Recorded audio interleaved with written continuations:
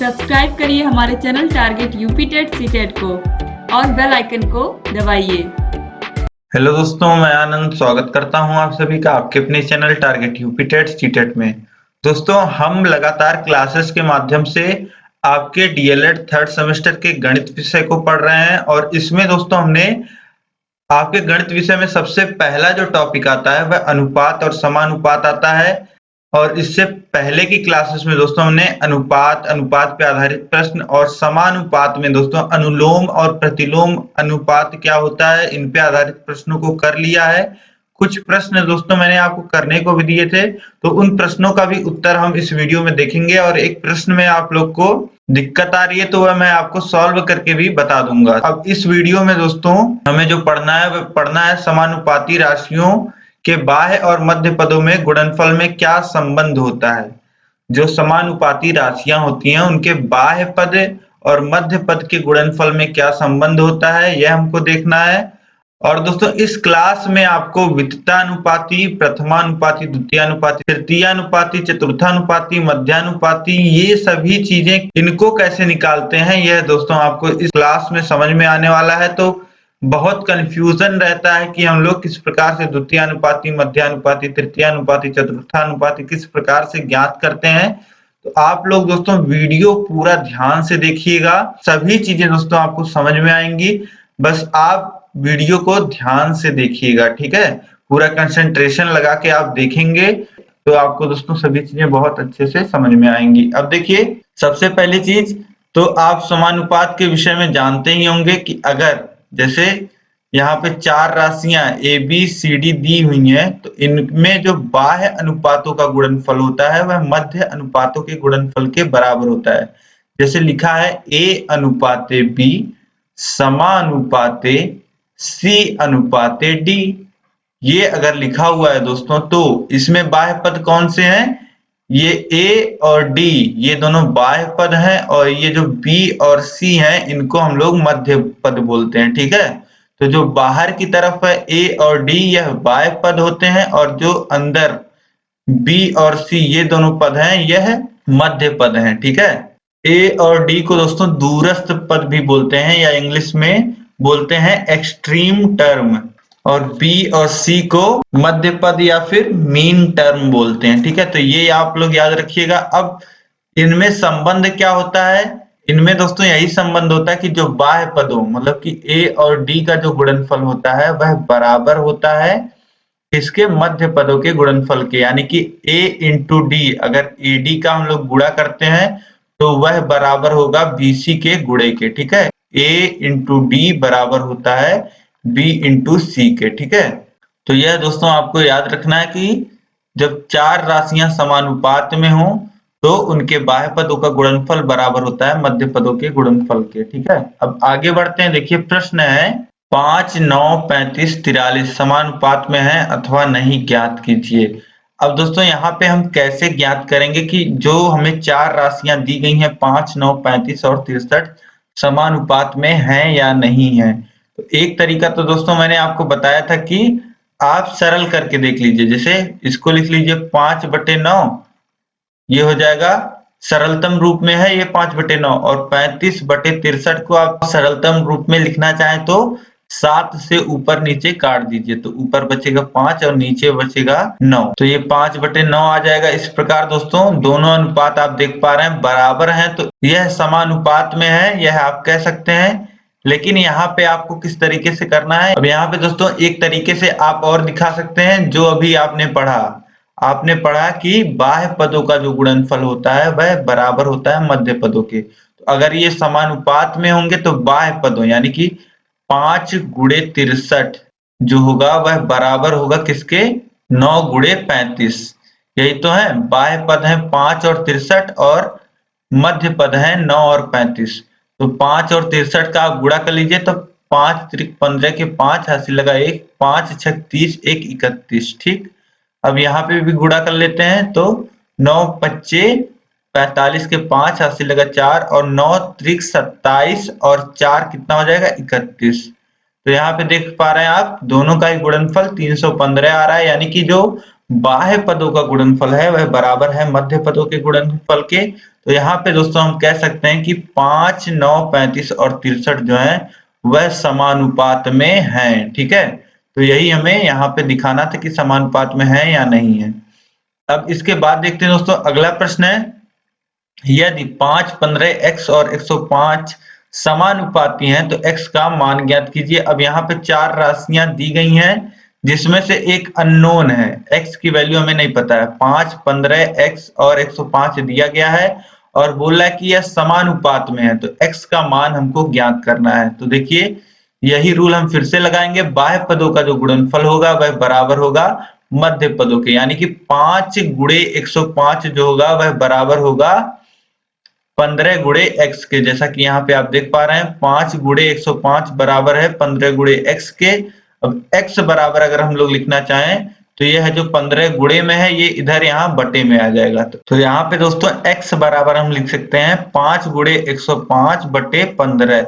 ठीक है, अब 15 से काट देंगे दोस्तों, 15 से 105 को काटेंगे तो 15 सत्ते 105 होता है और यहाँ पे देखिए 5 गुणे 7 बच जाएगा और 5 का गुणा 7 में होगा तो x की वैल्यू जो हमें मिल जाएगी वह 35 मिल जाएगी। यानी कि यहाँ पे जो 4 राशियां थी वह 5, 15, 35 और 105 थी, तब यह समानुपात में होंगी। अब इसके बाद अगला प्रश्न देखते हैं हम लोग, यदि 8x, x व 18 समानुपात में है तो x का मान ज्ञात कीजिए। 2019 में पूछा हुआ प्रश्न है। तो देखिए किस प्रकार से इसको हल करेंगे। यहाँ पे 4 राशियां जो दी गई हैं 8, x, x और 18 दी गई हैं। ठीक है, और कह रहा है कि यह समानुपात में है तो x का मान हमको ज्ञात करना है। ठीक है, तो इसे किस प्रकार लिखेंगे, 8 अनुपाते x और समानुपाते x अनुपाते 18, यही तो लिखेंगे। 4 राशियां इस प्रकार से दी हुई हैं तो इसे हम लोग यहाँ पे जैसा दिया गया दोस्तों समानुपात में है तो समानुपात में हमने दिखा दिया है। तो अब क्या करेंगे, अब हम लोग करेंगे बाह्य पदों का जो गुणनफल है वह बराबर करेंगे मध्य पदों के गुणनफल के। यानी कि यहाँ पे हम लोग लिख सकते हैं 8 गुणे 18 बराबर मध्य पद कितने हैं, x और गुणे x। ठीक, तो इसे हम लोग लिख सकते हैं, देखिए 18 का गुणा 8 में, यानी कि 18 अट्ठे कितना होता है 144। तो यहाँ पे दोस्तों आ जाएगा 144 और यहाँ पे x का गुणा x में होगा तो ये हो जाएगा x स्क्वायर और x बराबर अगर हम लोग लिखना चाहें तो कितना लिख सकते हैं, ये स्क्वायर बराबर के इधर आएगा तो इधर हो जाएगा करनी में। ठीक है, तो ये हो जाएगा x equal to under root 144, यानी कि x बराबर हो जाएगा करनी में 144 और करनी में 144। 144 किसका वर्ग होता है दोस्तों, 12 का वर्ग होता है। 12 का वर्ग 144 होता है। ठीक है, तो इसे हम लोग लिख सकते हैं करनी के अंदर 12 का वर्ग। ठीक, अब यहाँ पे वर्ग है, यहाँ पे करनी है तो ये हट जाएगा तो x का वैल्यू कितना आ जाएगा दोस्तों, 12 आ जाएगा। ठीक है, तो यहाँ पे जो राशियां हो जाएंगी वह कितनी हो जाएंगी, 8, 12, 12, 18। ठीक है, तो इस प्रकार से यहाँ पे x का मान हम ज्ञात कर सकते हैं। अब दोस्तों यहाँ पे अगर आपको 4 राशियां दी हैं, अगर कोई एक अननोन राशि है और आपसे बोला है कि यह चारों राशियां समानुपात में है, तो आपके पास जो अननोन राशि है जिसका मान आपको नहीं पता है उसका मान आप निकाल सकते हैं। ठीक है, यहाँ पे 2 तरीके के प्रश्न बन सकते थे, दोनों मैंने आपको बता दिए। अब इसके आगे हम लोग देखते हैं दोस्तों, इसके आगे है वितता अनुपात। वितत अनुपात, वितत समानुपात क्या होता है यह हम लोग देखने वाले हैं। अब दोस्तों अगर a, b, c 3 राशियां दी गई हो और यह कहा गया हो कि यह वितत समानुपात में है या वितता अनुपाती कहा गया हो, इनको बात एक ही है, वितत समानुपात कहा जाए या वितता अनुपाती कहा जाए, बात एक ही होती है। ठीक है, तो ए बी सी अगर वितत समानुपात में हो तो अब वितत समानुपात में होने का मतलब क्या होता है दोस्तों, यह आप समझिए। यहाँ पे देखिए वितत समानुपात में होने का मतलब होता है कंटिन्यूटी, निरंतरता। अब निरंतरता किस प्रकार से, देखिए अगर a से हम लोग लिख रहे हैं तो a से अगर हम लोग लिखना चालू कर रहे हैं अनुपात को, ठीक है, तो a से हम लोग लिखेंगे b, यानी कि a अनुपात b लिखेंगे और इसके बाद फिर समानुपात का चिन्ह लगाएंगे, फिर फिर B से हम फिर से C लिखेंगे, B से फिर से शुरू करके हम C लिखेंगे, तो B अनुपाते C लिखेंगे। ठीक है, तो अगर तीन राशियां वितत समानुपात में है तो जान लीजिए कि वहां पे कॉन्टिन्यूटी निरंतरता होती है, और हम लोग इस प्रकार से अनुपात लिखते हैं, A अनुपाते B समानुपाते B अनुपाते C। ठीक है, तो यह दोस्तों आपको याद रखना है कि वितत समानुपात में अगर राशियां हो तो हम उसे किस प्रकार से लिखते हैं। सबसे पहले पहली राशि अनुपाते दूसरी राशि, फिर समानुपाते दूसरी राशि से, फिर अनुपाते तीसरी राशि। तो इस प्रकार से दोस्तों लिखते हैं।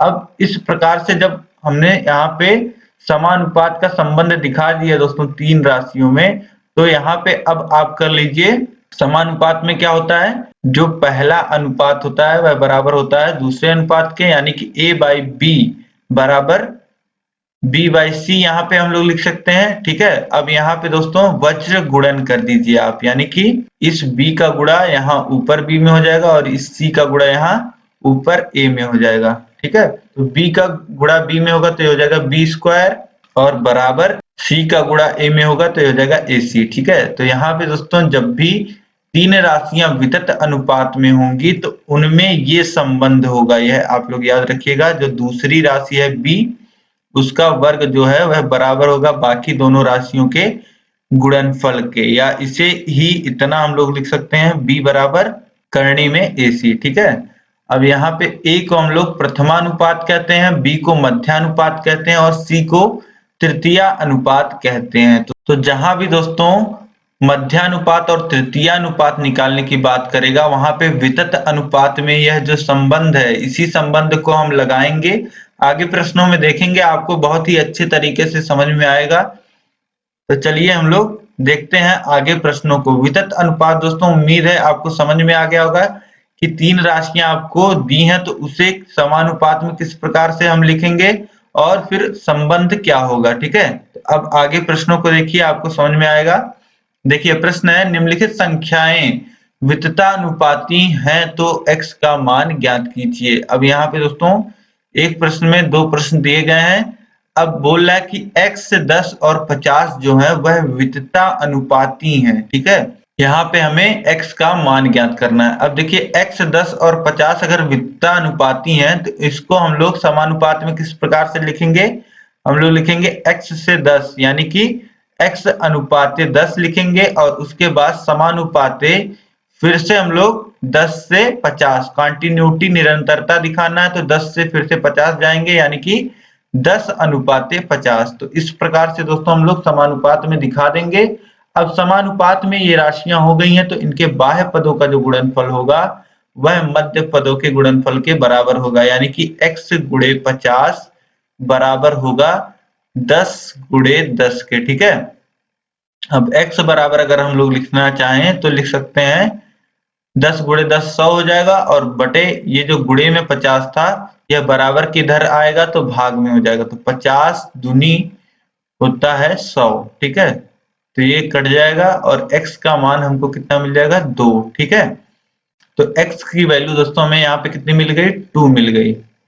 तो यहाँ पे अगर x की वैल्यू 2 होगी तो यह तीनों आपस में वितता अनुपाती होंगे। ठीक, अब इसके बाद दूसरे में हम लोग देखते हैं x की वैल्यू कितनी आएगी, 16x और 144 कह रहा है कि वितत अनुपात में है, तो इनको हम लोग समानुपात में किस प्रकार से दिखाएंगे। देखिए 16 से जाएंगे x तो इसे लिखेंगे 16 अनुपाते x, फिर x से कंटिन्यू करेंगे तो इसे लिखेंगे समानुपाते x अनुपाते 144। अब यहाँ पे दोस्तों हमें प्राप्त हो गया समानुपात, तो बाह्य पदों का गुणनफल बराबर हो जाएगा मध्य पदों के गुणनफल के, यानी कि 16 गुणे 144 बराबर हो जाएगा x गुणे x के, यानी कि हम लोग लिख सकते हैं 16 गुणे 144 बराबर हो जाएगा x स्क्वायर के, या फिर इसे लिखना चाहें तो हम लोग लिख सकते हैं 16 को दोस्तों कितना लिख सकते हैं 4 का वर्ग लिख सकते हैं,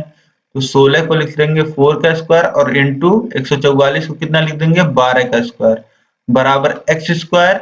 अब x बराबर अगर हम केवल लिखना चाहें तो लिख सकते हैं, अब स्क्वायर बराबर के उधर जाएगा तो ये हो जाएगा करनी में, तो ये हो जाएगा 4 का स्क्वायर और इंटू 12 का स्क्वायर। ठीक है, तो अब देखिए करनी में कोई संख्या है और उस पे स्क्वायर है, तो उसको हम लोग दोस्तों स्क्वायर को हटा करके संख्या को ज्यों का त्यों लिख सकते हैं। ठीक है, तो यहाँ पे करनी में 4 का वर्ग गुणे 12 का वर्ग है, तो अब गुणे का चिन्ह है दोस्तों, तो हम सीधे सीधे बाहर ले सकते हैं, लेकिन धन का चिन्ह होता तो बाहर इसी प्रकार से नहीं ले सकते। ठीक है, यह अगले चैप्टर घातांक में आप पढ़ेंगे। जैसे करनी में यहाँ 4 का वर्ग गुणे 12 का वर्ग लिखा है, तो इसे दोस्तों हम लोग लिख सकते हैं 4 गुणे 12, दोनों वर्ग हट जाएगा और करनी हट जाएगा। लेकिन यही अगर करनी में 4 का स्क्वायर धन 12 का स्क्वायर होता तो इसे हम लोग 4 धन 12 नहीं लिख पाते। ठीक है, तो यह घातांक में आप पढ़ेंगे, यह गलत होता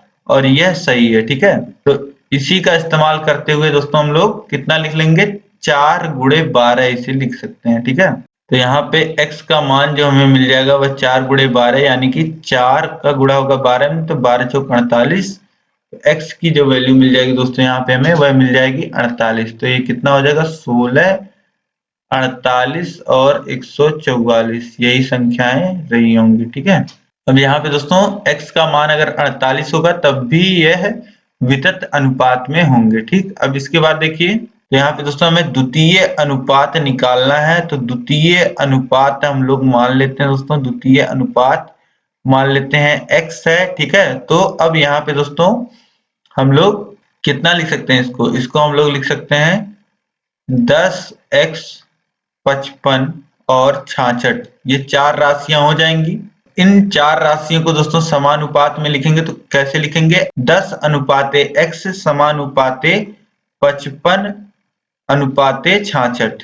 तो अब दोस्तों इन चारों राशियों को हम लोग समानुपात में इस प्रकार से लिख लेंगे। अब समानुपात में इस प्रकार से है राशियां, तो अगर यह समानुपात में है तो आपको पता है कि बाह्य पदों का जो गुणनफल होगा वह बराबर है मध्य पदों के गुणनफल के। ठीक है, तो यहाँ पे हम लोग लिख सकते हैं दोस्तों 10 गुणे 66 बराबर x गुणे 55। ठीक है, तो x बराबर अगर हम लोग लिखना चाहें तो 10 गुणे 66 और बटे में 55 लिख सकते हैं। यह 55 बराबर के उधर जाएगा तो भाग में आ जाएगा। ठीक है, अब ऊपर नीचे दोस्तों हम लोग काट देते हैं, पहले तो 11 से, तो 11 से 55 को काटेंगे तो 5 बार में कट जाएगा और 66 को काटेंगे तो 6 बार में कट जाएगा। ठीक है, और फिर 5 से 10 को काटेंगे तो 5 दूनी 10, अब 2 गुणे 6 यहाँ पे बच जाएगा, 2 का गुणा 6 में होगा तो ये हो जाएगा 12, यानी कि x की जो वैल्यू आ जाएगी दोस्तों, जो द्वितीय अनुपाती यहाँ पे आ जाएगा वह आ जाएगा 12। ठीक है, अब इसके बाद दोस्तों हम लोग देखते हैं अगला प्रश्न। अगला प्रश्न देखिए 1.2 कामा 1.8 का तृतीय अनुपाती ज्ञात कीजिए। तो यहाँ पे दोस्तों 2 राशियां हमको दी गई हैं और तृतीय अनुपाती हमसे पूछ रहा है, तो तृतीय अनुपाती दोस्तों हम लोग मान लेते हैं x है, तो इसको किस प्रकार से लिखेंगे, देखिए 1.2 कामा 1.8 कामा तृतीय अनुपाती हमने माना है x है। ठीक है, अब इन 3 राशियों को दोस्तों हम समानुपात में किस प्रकार से दिखाएंगे, जैसे हम वितत अनुपात में दिखाते हैं। ठीक है, क्योंकि वितत अनुपात जब मैंने आपको बताया तभी आपको बताया कि तृतीय अनुपाती जहां आपको दिखेगा वह आपको वितत अनुपात की तरह सॉल्व करना है। ठीक है, तो कॉन्टिन्यूटी निरंतरता कैसे दिखाएंगे, यहाँ पे देखिए 1.2 से 1.8 जा रहे हैं, तो इसको लिखेंगे 1.2 अनुपाते 1.8, फिर से कंटिन्यूटी रखते हुए निरंतरता रखते हुए हम लोग 1.8 से फिर x पे जाएंगे तो लिखेंगे समानुपाते 1.8 अनुपाते x। ठीक है, तो इसको दोस्तों हम लोग लिखेंगे वितत अनुपात में, तो इस प्रकार से ये हो जाएगा। अब यहाँ पे दोस्तों जब ये इस प्रकार से समानुपात में हमने लिख लिया तब हमें पता है कि बाह्य पदों का जो गुणनफल होता है वह बराबर होता है मध्य पदों के गुणनफल के, तो 1.2 गुणे x बराबर होगा 1.8 गुणे 1.8, या फिर x बराबर हम लोग लिख सकते हैं 1.8 गुणे 1.8 बटे 1.2।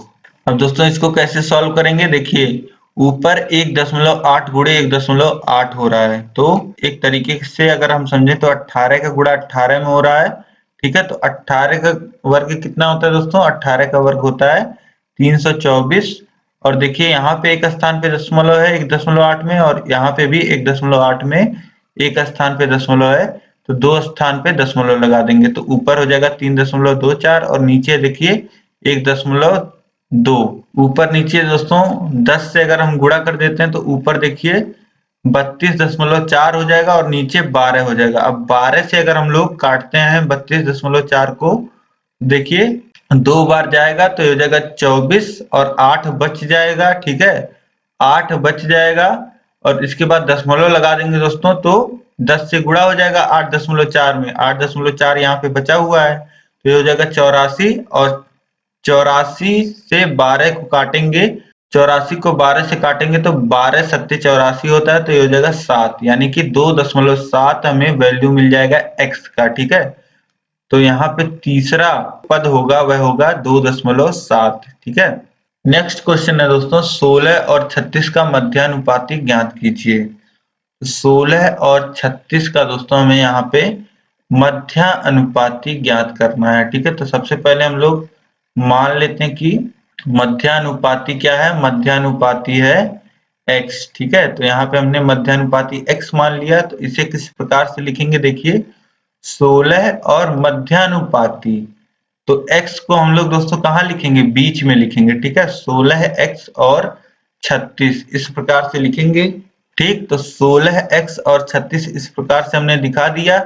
अब चाहे वह तृतीय अनुपाती हो या मध्यानुपाती, यह वितत अनुपात में होते हैं। ठीक है, वितत अनुपात जहां भी होता है दोस्तों हम कैसे लिखते हैं? हम लोग पहले पद से दूसरे पद में लिखते हैं अनुपात, तो 16 अनुपाते x, फिर समानुपाते, फिर x से ही 36। ठीक है, तो x अनुपाते 36 हो जाएगा यहाँ पे।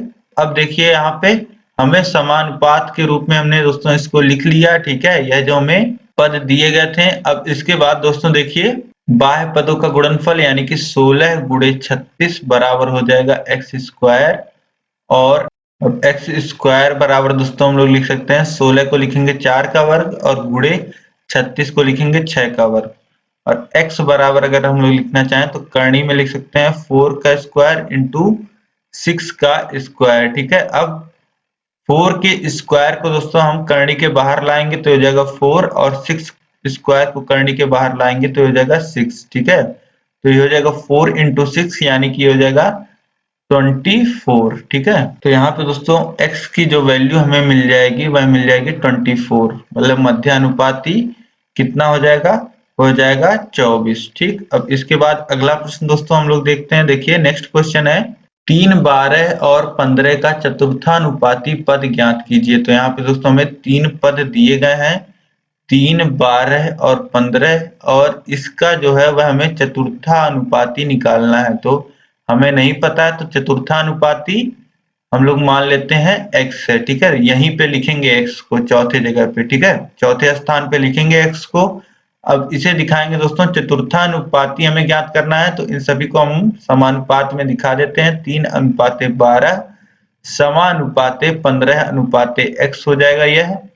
अब बाह्य पदों का गुणा यानी कि 3 गुणे x बराबर हो जाएगा मध्य पदों के गुणा के यानी कि 12 गुणे 15 के।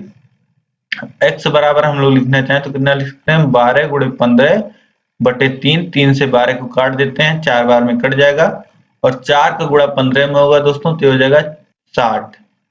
x की वैल्यू दोस्तों हमें जो मिल जाएगी वह मिल जाएगी x की वैल्यू 60। ठीक है, तो यहाँ पे x का मान 60 होगा, तो यह सभी समानुपात में होंगी राशियां। ठीक, अब इसके बाद देखिए, इसके बाद दोस्तों आपको क्वेश्चन से सॉल्व करने हैं। ठीक है, पहला प्रश्न देखिए 6 और 54 का मध्यानुपाती क्या होगा यह आपको बताना है। उत्तर कौन सा होगा? पहला प्रश्न आप लिखिएगा, जो ऑप्शन सही होगा, जो उत्तर सही होगा इसमें वो लिख लीजिएगा।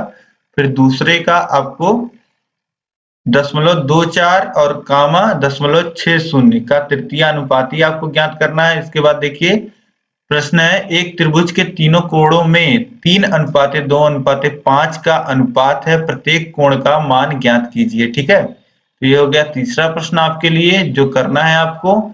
इसके बाद देखिए चौथा प्रश्न है 1260 रुपए को आशा तथा मीनाक्षी में 1/3 अनुपाते 1/5 के अनुपात में बांटिए। ठीक है, तो यहाँ पे दोस्तों यह 4 प्रश्न आपको करने हैं। अब दोस्तों इस क्लास में हमने सभी चीजें पढ़ ली कि बाह्य पदों और मध्य पदों में संबंध क्या होता है।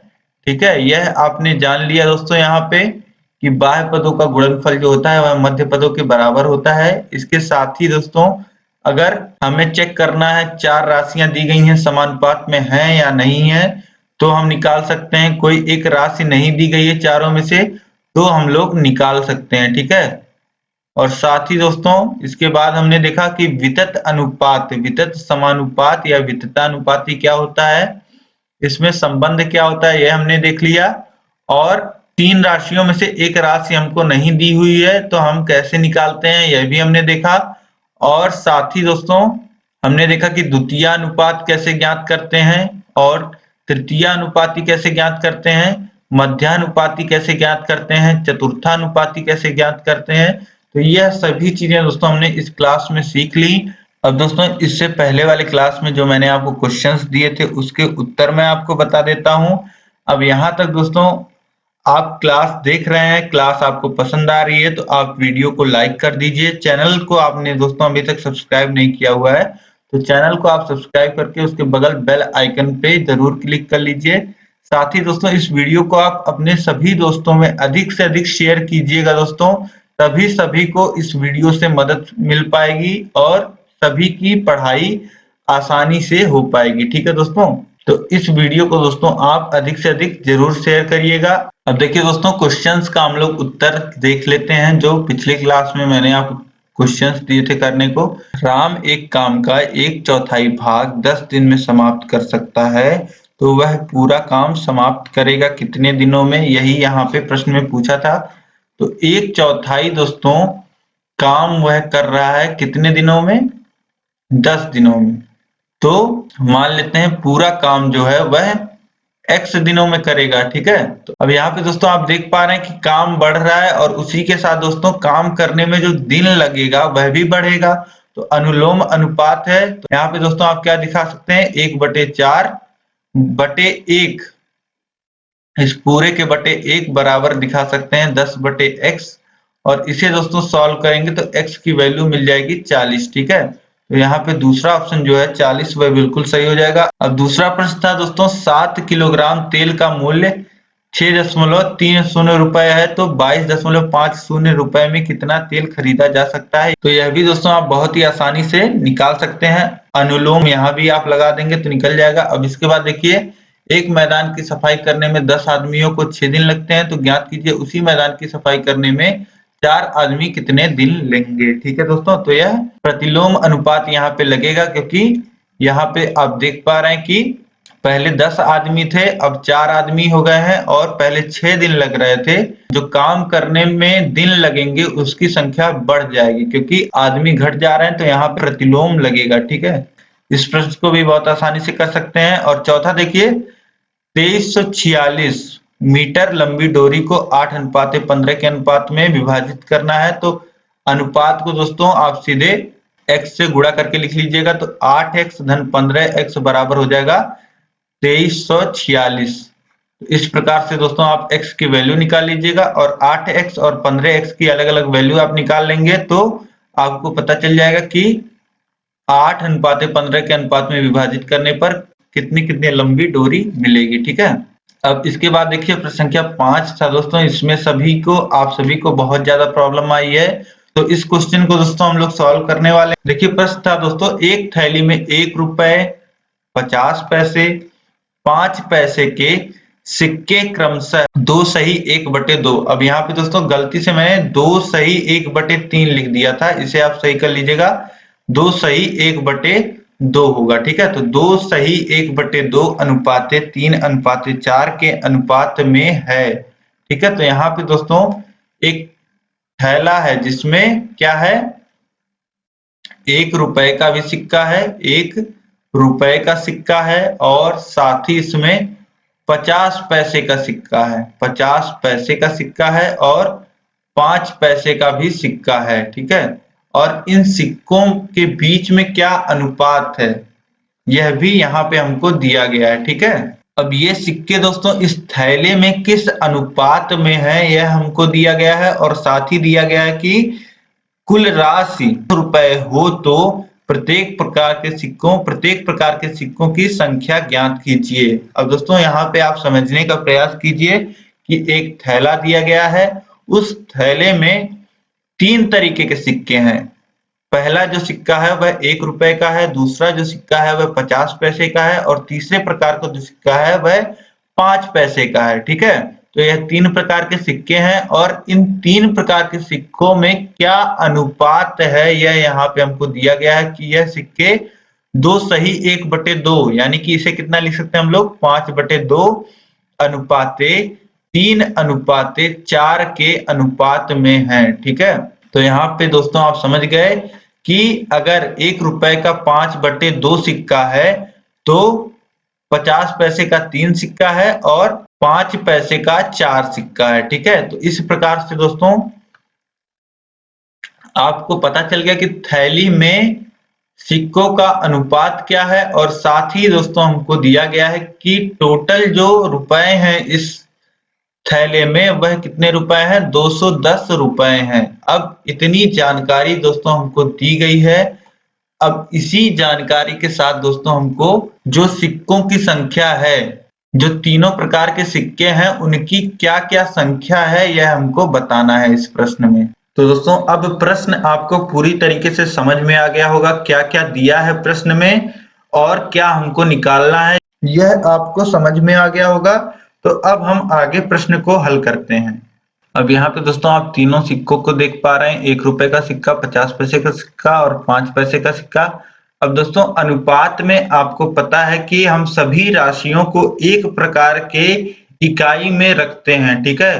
तो हम क्या करते हैं, सभी जो सिक्के दिए गए हैं उनको पैसे में बना लेते हैं, ठीक है। तो 1 रुपए का जो सिक्का होगा उसमें कितने होंगे, 100 पैसे होंगे, ठीक है। तो 1 रुपए के सिक्के को हम लोग 100 पैसे का सिक्का लिख रहे हैं और बाकी सब तो पैसे में है ही, तो 50 पैसा और 5 पैसे का सिक्का, ठीक है। तो ये हो गया। अब इनका अनुपात दोस्तों जो हमें दिया गया है वह दिया गया है 5/2। यह दिया गया था 2 सही 1/2, तो इसको हम लोग लिख सकते हैं 5/2 अनुपाते 3 अनुपाते 4, ठीक है। यह हमको दिया गया है। अब दोस्तों यह अनुपात तो हमको सिक्कों का दिया गया है, ठीक, लेकिन हमें साथ में क्या पता है, हमें साथ में दोस्तों पता है कि जो टोटल पैसा जो है थैले में वह 210 रुपए है, ठीक है। तो 210 रुपए को तो पहले दोस्तों हम लोग बना लेते हैं पैसे में। तो ये कितना हो जाएगा, 210 गुणे 100 पैसे, ठीक है। यानी कि 210 और 2 शून्य और लगा दीजिए, इतने पैसे हैं थैले में। अब दोस्तों यहाँ पे जो हमको अनुपात दिया गया है वह सिक्कों का अनुपात दिया गया है, ना कि पैसों का अनुपात। यहीं पर समझने वाली बात आती है जो आपको इस प्रश्न में समझना है। यहाँ पे दोस्तों आपको पता है कि सिक्कों की जो संख्या है उसका अनुपात आपको पता है और साथ ही कितने रुपए हैं झोले में यह आपको पता है, ठीक है। लेकिन इन दोनों चीजों को दोस्तों आप लिंक करके, आपके दिमाग में कुछ लिंक नहीं हो रहा होगा जिससे इस प्रश्न को आप सरल कर पाए।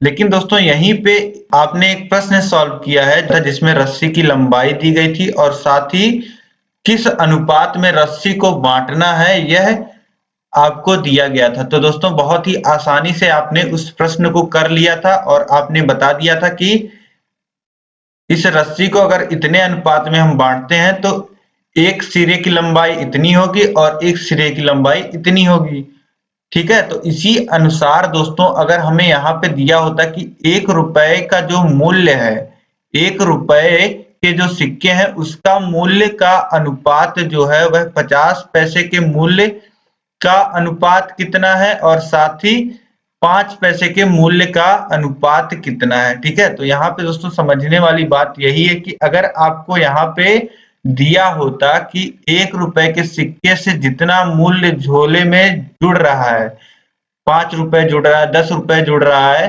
उसका अनुपात अगर दिया होता 50 पैसा कितना मूल्य जोड़ रहा है झोले में, और साथ ही उसका अनुपात दिया होता कि 5 पैसे का जो सिक्का है वह कितना पैसा जोड़ रहा है झोले में। इसका अगर पैसों का अनुपात दोस्तों दिया होता तो हम बहुत ही आसानी से निकाल लेते कि 2100 पैसे में कितना मूल्य 1 रुपए का सिक्का जोड़ रहा है। और जब हमें मूल्य प्राप्त होता कि झोले में इतना मूल्य 1 रुपए का सिक्का जोड़ रहा है, अब दोस्तों जब हमें पता चल जाता कि जो 1 रुपए 100 पैसे का सिक्का है वह झोले में कितना मूल्य जोड़ रहा है, तो हम लोग 100 पैसे से उस मूल्य में भाग दे देते। हमें पता चल जाता कि 100 पैसे के सिक्कों की संख्या कितनी है।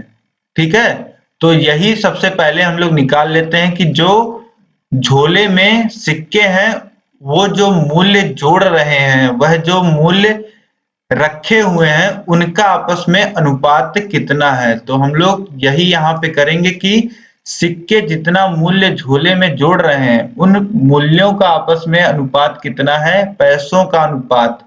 अगर साधारण भाषा में मैं आपसे कहूं तो आपको सिक्कों का अनुपात दिया गया है और इन्हीं सिक्कों के अनुपात के मदद से दोस्तों हमें पैसों का अनुपात ज्ञात कर लेना है। ठीक है, जब पैसों का अनुपात आप ज्ञात कर लेंगे तो यहाँ पे दोस्तों हमें कुल पैसे झोले में कितने हैं यह दिए गए हैं, तो हम बहुत ही आसानी से दोस्तों निकाल पाएंगे कि 100 पैसे का सिक्का कितना पैसा जोड़ रहा है, 50 पैसे का सिक्का कितना पैसा जोड़ रहा है, 5 पैसे का सिक्का कितना पैसा जोड़ रहा है। और जब हमें दोस्तों यह पता चल जाएगा कि 100 पैसे का सिक्का कितना पैसा जोड़ रहा है झोले में, तो हम लोग निकाल लेंगे कि कितने सिक्के हैं 100 पैसे के, 50 पैसे के और 5 पैसे के। तो साथ ही यहाँ पे दोस्तों आप देखिए, तो यहाँ पे दोस्तों आप देखिए किस प्रकार से हम लोग निकालेंगे। देखिए 5/2, अगर 1 रुपए का सिक्का है तो 3 सिक्के 50 पैसे के हैं और 4 सिक्के जो हैं वह 5 पैसे के हैं। तो यहाँ पे मूल्य अगर हम लोग निकालना चाहें तो मूल्य का अनुपात मतलब कितने पैसे जुड़ रहे हैं, ये जोड़ रहे हैं सिक्के, इनका अनुपात निकालने के लिए 5/2 सिक्के अगर हैं 100 पैसे के तो कितना पैसा जोड़ेंगे, तो 5/2 गुणे 100 हो जाएगा यहाँ पे, और ये हो जाएगा 3 गुणे 50 पैसे के सिक्के हैं तो 3 गुणे 50 कर देंगे, और ये 4 सिक्के हैं 5 पैसे के तो गुणे 5 कर देंगे। ठीक है, तो अब दोस्तों यहाँ पे इसको जब हम सॉल्व कर लेंगे तो देखिए 2 से 100 कट जाएगा, यहाँ आ जाएगा 50 और 5 का गुणा 50 में होगा तो 250 हो जाएगा ये अनुपाते 150 यहाँ हो जाएगा, 3 का गुणा 50 में होगा, फिर अनुपाते 4 का गुणा 5 में तो हो जाएगा 20। अब यहाँ पे दोस्तों हमें पैसों का अनुपात मिल गया। अगर देखिए 5/2 सिक्के हैं 1 रुपए के तो यह कितना जोड़ते, यह 250 पैसा जोड़ते, और 3 सिक्के 50 पैसे के हैं तो यह 150 पैसा जोड़ते, और 4 सिक्के 5 पैसे के हैं तो यह 20 पैसा जोड़ते। तो दोस्तों हमें जो सिक्कों का अनुपात दिया था उससे हमने पैसों का अनुपात निकाल लिया कि जो 100 पैसे वाला सिक्का है वह कितने पैसे जोड़ रहा है, 50 पैसे वाला सिक्का कितना पैसे जोड़ रहा है, और 5 पैसे वाला सिक्का कितना पैसा जोड़ रहा है। अब यह दोस्तों जब हमने निकाल लिया और हमें साथ ही पता है कि झोले में टोटल पैसे कितने हैं, तो दोस्तों अनुपात को किस प्रकार से संख्या में लिखते हैं, देखिए इसको हम लोग लिख सकते हैं 250 गुणे x धन 150 गुणे x धन 20 गुणे x बराबर हो जाएगा 21,000 पैसे। ठीक है, अब दोस्तों इधर आप जोड़ लीजिए, ये हो जाएगा 250 धन 150 यानी कि 400 और 20 420x बराबर हो जाएगा 21,000 पैसे, और x बराबर अगर हम लोग निकालना चाहें दोस्तों यहाँ पे तो ये हो जाएगा 21,000/420। ठीक है, तो देखिए 0 से 0 कट जाएगा, और 21 से अगर दोस्तों हम लोग ऊपर नीचे काटें 21 से तो ऊपर देखिए 1 और ऊपर हो जाएगा 100 बार में कट जाएगा, और नीचे 2 बार में, और फिर 2 से 100 को काटेंगे तो 50 बार में कट जाएगा, यानी x की जो वैल्यू आ जाएगी दोस्तों वह 50 आ जाएगी। ठीक, x की वैल्यू दोस्तों हमें यहाँ पे 50 मिल गई। अब दोस्तों यह 250x क्या है? यह 250x वह मूल्य है जो 100 पैसे का सिक्का झोले में जोड़ रहा है। ठीक, तो अब देखिए 250x जो है वह किसके बराबर हो जाएगा? 250 गुणे 50, यानी कि 5 पच्चे 25 के 5, 5 दूनी 10 और 2 12 और 2 शून्य, यानी कि इतने पैसे 12,500 पैसे 1 रुपए का सिक्का जोड़ रहा है। ठीक है, तो 1 रुपए का जो सिक्का है, जो 1 रुपए का सिक्का है यानी कि 100 पैसे का जो सिक्का है वह 12,500 पैसे जोड़ रहा है। ठीक, यह आपको पता चल गया। और साथ ही जो 50 पैसे का सिक्का है वह कितना जोड़ रहा है? वह जोड़ रहा है 150x, यानी कि 150 गुणे x, यानी कि 150 गुणे 50 और 5 का गुणा 5 में 25 और 5 कम 5 और 2, तो हो जाएगा 7 और 2 शून्य, तो 7,500 पैसे 50 पैसे का सिक्का जोड़ रहा है। और 5 पैसे के सिक्के की बात करें तो यह 20x, यानी कि 20 गुणे x, 20 गुणे x यानी कि 20 गुणे 50 और 2 शून्य और 5 दूनी 10, तो ये हो जाएगा 1000 पैसे 5 पैसे का सिक्का जोड़ रहा है। अब दोस्तों यहाँ पे हमने निकाल लिया कि जो सिक्के हैं वह कितना मूल्य झोले में जोड़ रहे हैं। अब दोस्तों हमें निकालना क्या है? प्रश्न में हमें निकालना है कि सिक्कों की संख्या क्या है। तो हमें अगर 1 रुपए यानी कि 100 पैसे वाले सिक्के की संख्या निकालना हो तो किस प्रकार से निकाल सकते हैं? अब दोस्तों यहाँ पे हमको पता है कि जो 1 रुपए यानी कि 100 पैसे का सिक्का है वह 12,500 पैसे जोड़ रहा है झोले के अंदर। तो जब दोस्तों 100 पैसे का सिक्का, अगर एक सिक्का हम लोग लेते हैं तो 100 पैसे होते हैं, तो 12,500 पैसे में कितना सिक्का होगा यह निकालने के लिए हम लोग क्या करेंगे? हम लोग 12,500 में 100 का भाग दे देंगे। ठीक है, अब 12,500 में 100 पैसे के कितने सिक्के हैं?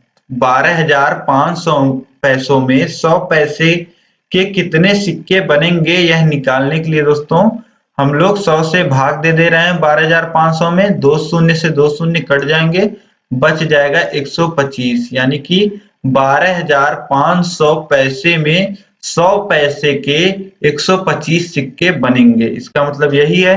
अब साथ ही यहाँ पे देखिए 50 पैसों के सिक्कों की संख्या कितनी होगी यह निकालने के लिए हम लोग क्या करेंगे?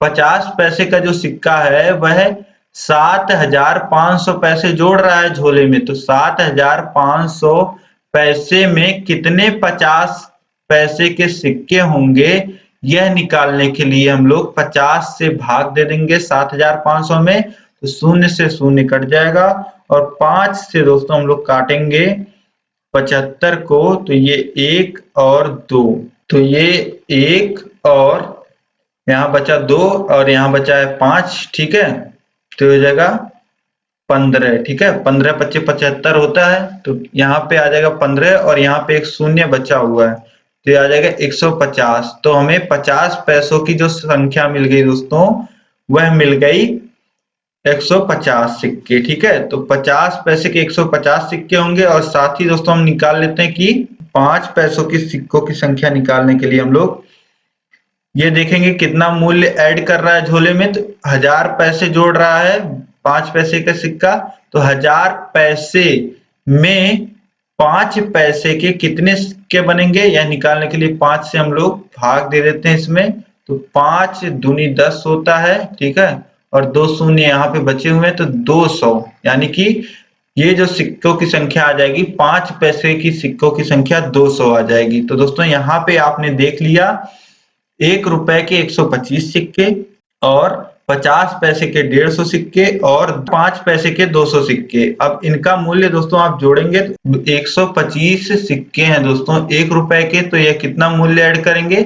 125 रुपए। अगर रुपयों में हम लोग जोड़ें तो 125 रुपए ये हो गए, और 150 सिक्के हैं 50-50 पैसे के, तो 50 पैसे के मतलब कि 2 सिक्के अगर हम लोग लेते हैं तो 1 रुपए होगा, ठीक है। तो 75 रुपए ये हो जाएंगे और 5 पैसे के अगर 20 सिक्के लेते हैं तो 1 रुपए बनेगा और शून्य, ठीक, यानी कि 10 रुपए 5 पैसे वाला सिक्का जोड़ेगा। रुपए में अगर हम लोग जोड़े तो ये देखिए 125 और 75 हो जाएगा 200 और ये 10 210, मतलब कि 210 रुपए टोटल आ जाएगा। और यही टोटल दोस्तों यहाँ पे देखिए हमें 210 रुपए दिए गए थे। झोले में जो रुपए थे दोस्तों, झोले में कितने रुपए थे? 210 रुपए हमको दिए गए थे, ठीक है। तो यहाँ पे दोस्तों आप समझ पा रहे होंगे, पूरा प्रश्न दोस्तों आपको समझ में आ गया होगा किस प्रकार से इस प्रश्न को हमको हल करना है, ठीक है।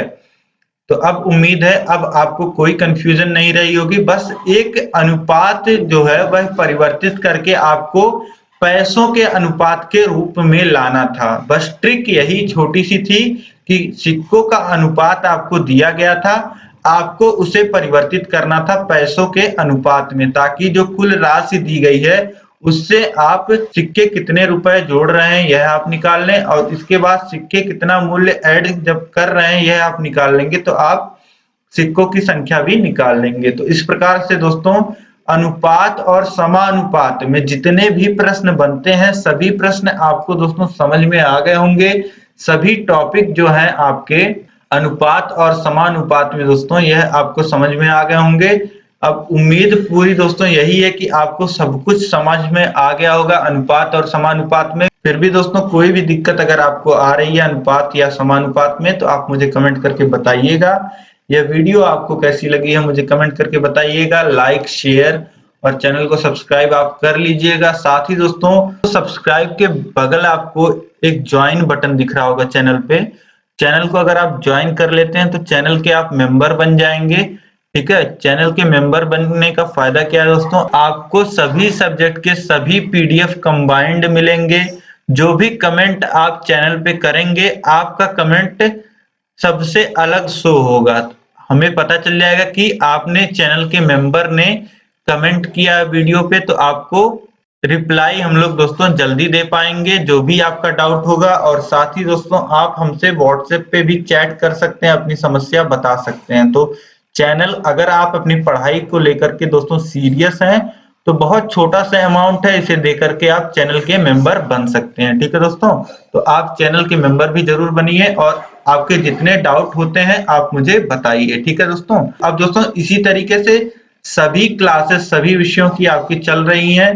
कंप्यूटर की भी क्लास बहुत ही जल्दी मैं आपकी शुरू करने वाला हूं। सभी विषयों की लिंक दोस्तों आपको ऊपर आई बटन में मिल जाएगी। तो सभी विषयों को दोस्तों आप चैनल से पढ़िए और जहां भी दिक्कत आए आप हमें कमेंट करके बताइए, ठीक है दोस्तों। तो इस वीडियो में दोस्तों अंत तक बने रहने के लिए आप सभी लोग का बहुत बहुत धन्यवाद। मिलते हैं नेक्स्ट वीडियो में। जय हिंद।